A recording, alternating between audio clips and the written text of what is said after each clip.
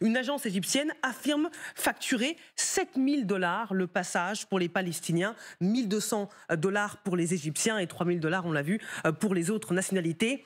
Cette pratique est connue de tous et en même temps, il y a une omerta, nous dit un journaliste d'investigation, car si vous en parlez, votre nom est mis sur une liste noire de personnes interdites de quitter Gaza.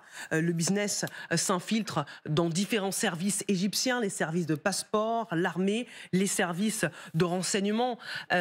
Guillaume Oda, ces pratiques, c'est vieux comme le monde quand il y a un conflit, mais ce n'en est pas moins révoltant. Et ça montre aussi la détresse de nombreux Gazaouis. Oui, d'autant plus que les Gazaouis sortent au compte-gouttes de la bande de Gaza. Beaucoup voudraient sortir, très peu en réalité ont la possibilité de le faire. La plupart de celles et ceux qui sortent sont souvent des gens qui veulent sortir pour être soignés à l'étranger en passant par l'Égypte, qui sont souvent détenteurs d'une double nationalité, américaine, française, suédoise, et qui généralement ont la priorité.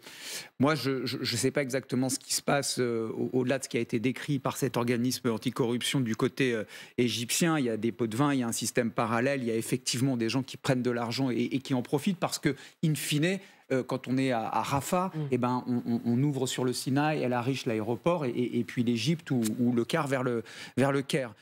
Mais après, en même temps, voilà, il faut quand même reconnaître qu'il fuit aussi une armée de Tsahal qui ne fait pas particulièrement attention à sa façon de combattre. Alors, son objectif à la fois destruction du Hamas et de libération des otages est légitime vis-à-vis du contexte. Là n'est pas la question, mais sa méthode, il y a des raisons pour lesquelles elle est critiquée par beaucoup. Et c'est aussi une conséquence, c'est le fait que voilà, il n'y a nulle part pour ces gens où se cacher pendant que les combats continuent.